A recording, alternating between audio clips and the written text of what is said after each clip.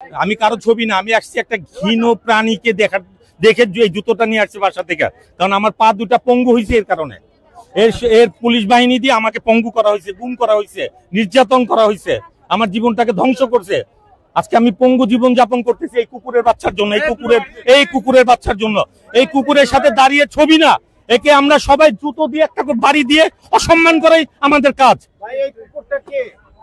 খুনি হাসিনা একটা জানোয়ার, সাইকো। হ্যাঁ, ওই যে মানুষের রক্ত খেতে খেতে ওর অবস্থা এরকম হয়েছে ভাই, বুঝছেন? মানুষের রক্ত, এই দেশের ছাত্র, আমাদের যে ছাত্র ভাই বোনদের যে রক্ত, ওর এই দাঁতের মধ্যে সে ছাত্র ভাই বোনদের রক্ত ও দাঁতের মধ্যে। আমরা আমাদের পরের প্রজন্ম যেন মনে রাখে যে এই ছিল আমাদের ছাত্র ভাই বোনদের রক্ত খেগো জানোয়ার, বুঝছেন? এটা যেন মনে থাকে। ওর সাথে আমরা ছবি তুলতে আসবো না, ওকে একটা করে জুতোর বাড়ি দিতে আসবো। আমি মেসেজ দিতে চাই যে এই যে খুনি রাক্ষসী, এই মায়া রাক্ষসী, এটা হলো ওই মৌসুমীর চেয়ে বড় নায়িকা। ওই চলচ্চিত্রে ওই সানি লিওনের চেয়ে বড় নায়িকা হচ্ছে খুনি হাসিনা। সে মৃণালকে নিয়ে, মৃণাল কান্তি দাস সহ নাম জানা অজানা অনেককে নিয়ে সে অনেক ফিল্ম করছে, কিন্তু এই খুনি হাসিনা মায়া রাক্ষসী ছাড়া আমার জীবনে আমি চারুকলার পাশেই আমি কিছুক্ষণ আগে পান্তা ভাত নিয়ে এসছি আর ইলিশ মাছ 2 টুকরা। আমি বলবো সরকারকে প্রতি বছর যেন ইলিশ মাছ সরকার কিনে জনগণকে ভর্তুকি দেয়, 100 টাকা দিয়ে 500 টাকা দিয়ে ইলিশ কেনার জন্য জনগণের 200 টাকা করে দেয়। এবং আমার কাছে 4টা কাঁচামরিচ খাওয়ার পরেও আছে, এগুলি খাইছি।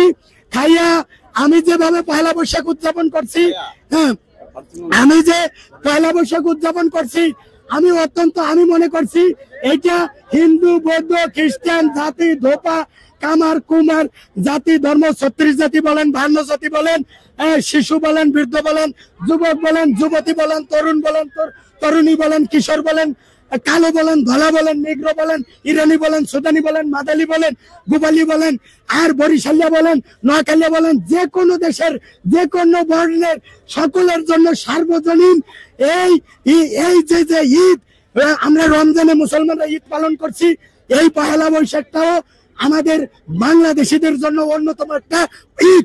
এটাকেও ঈদ বলা যায়, কারণ আমাদের একটা ঈদ মানে কি আনন্দ। আর আমাদের এইটাকে এই কালুয়া কাদের আর খুনি হাসিনা ওই যুবলীগ তার দলীয় কর্মীদের এইটা করতে চাইছিল, তাদের পয়লা বৈশাখকে এবং হিন্দু ঘেঁষা করতে চাইছে। কিন্তু পয়লা বৈশাখ কোনো হিন্দুদের না, এটা শুধু হিন্দুদের না, এইটা মুসলমানের, হিন্দুদের, খ্রিস্টানদের। যদি আরেকটা কথা বলতে চাই, বড়দিনে বেহাপনা, অশ্লীলপনা হয়। আপনার পূজার সময়, দুর্গা পূজার সময় একজন আরেকজন মায়ে নিয়ে ঘুরে, কিন্তু তাই বলে কি পুজো বন্ধ হয়ে যায়? তা আমি মেসেজ দিতে চাই, ঈদের সময় আমার জীবনে দেখছি, আপনারা গবেষণা করেন, রমজানে যে একজন আরেকজনের বউরে নিয়ে এবং একজন আরেকজনের মাইয়েরে নিয়ে যে সমস্ত বেহায়াপনা পুরো রমজান মাসে করে, সেই তুলনায় একদিনে পহেলা বৈশাখে অত বেহায়াপনা হয় না। তারপরে কোনো হুজুরেরা, কোনো আলেমরা, মুফতিরা বলে না যে ঈদ বাদ দাও, রমজান বাদ দাও। কেন তোমাদের এত চুলকানি? পহেলা বৈশাখ বাংলাদেশিদের একটা ঐতিহ্য।